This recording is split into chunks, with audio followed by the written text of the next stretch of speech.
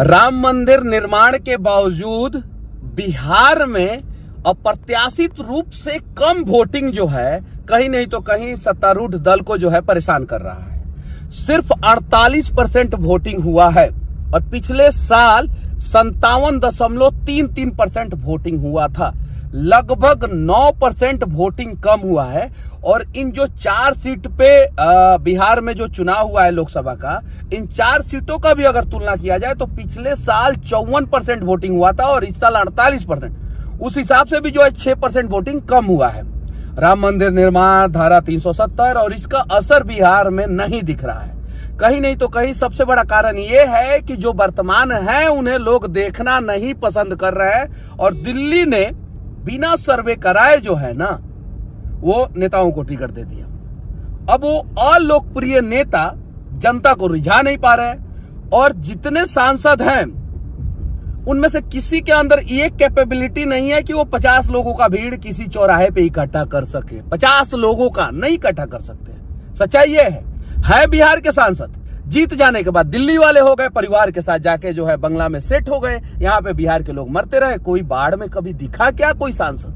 कहां से लोग आएंगे? कहां से वोटिंग परसेंटेज होगा? कहां से मजदूर आके जो है चुनाव में जो है उत्साह के साथ वोटिंग करेगा? और जरा सोचिए, जिस राज्य में 54% 53% लोग वोट नहीं करे, यानी आधा से अधिक आबादी जो है वोट ना करे, वहां पे सरकार बने या ना बने क्या फर्क पड़ता है? सिर्फ 48% वोटिंग हुआ है, सिर्फ 48%। सारे के सारे राजनीतिक पंडित जो है वो परेशान है। ऐसा क्यों हो गया? 57% वोटिंग हुआ था पिछली बार, इस बार 48% पे कैसे आ गया? अब इससे फायदा किसको होता है? जो सत्तारूढ़ होते हैं उनको तो डायरेक्ट लॉस होता है। फायदा होता है विपक्ष को। क्यों? क्योंकि विपक्ष वाले का तो सांसद रहता नहीं है, तो उन्हें तो नाराजगी रहती है वर्तमान से, तो वो लोग जम के वोट करते हैं। वो लोग विपक्ष वाले पिछली बार भी जम के वोट किए होंगे, इस बार भी जम के वोट किए। लेकिन जो सांसद जिस पार्टी से है उस पार्टी के कार्यकर्ता नाराज रहते हैं तो वोट करने नहीं जाते हैं।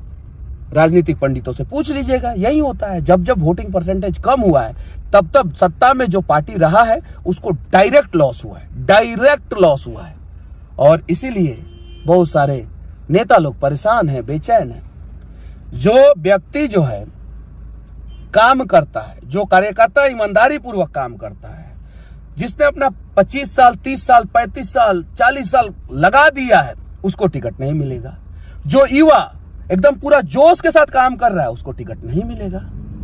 और जो अलोकप्रिय नेता है, जो जीतने के बाद कभी इस क्षेत्र में घूमते नहीं है, उसको टिकट मिल जाएगा। तो वोटिंग परसेंटेज अभी 48 हुआ है, अगले चरण में उससे भी नीचे जाएगा, उससे भी नीचे। हाँ, लेकिन मैं चैलेंज कर दे रहा हूं, जब पश्चिमी चंपारण लोकसभा क्षेत्र का वोटिंग होगा तो मनीषवा दावा कर रहा है कि कम से कम 70% वोटिंग होगा। और कारण क्या है वो आप सभी को पता है। और ये कम वोटिंग परसेंटेज से विपक्ष को डायरेक्ट फायदा हुआ है।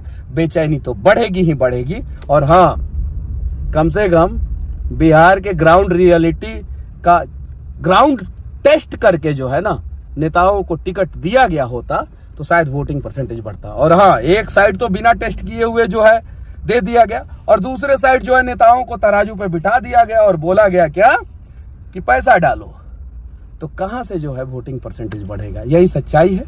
अगर वोटिंग परसेंटेज बढ़ानी है बिहार में तो वैसे लोगों को टिकट दीजिए जो एक्चुअल में जनता के दर्द को समझते हैं, लोगों के दर्द को समझते हैं और लोगों के लिए काम करते हैं। अगर वैसे लोगों को नहीं देंगे तो अभी 6 चरण और बचा हुआ है और धीरे धीरे धीरे धीरे ये 40% पे जाएगा। लेकिन पश्चिमी चंपारण लोकसभा क्षेत्र में जब वोटिंग होगा तो लिख के रख लीजिए 70% कम से कम वोटिंग होगा। क्योंकि सारे के सारे मजदूर मुझे फोन करके बोल रहे हैं कि भैया हम लोग अपना पैसा से जो है बाहर से आएंगे और ट्रेन भर भर के आएंगे और वोट दे के जाएंगे। जय हिंद।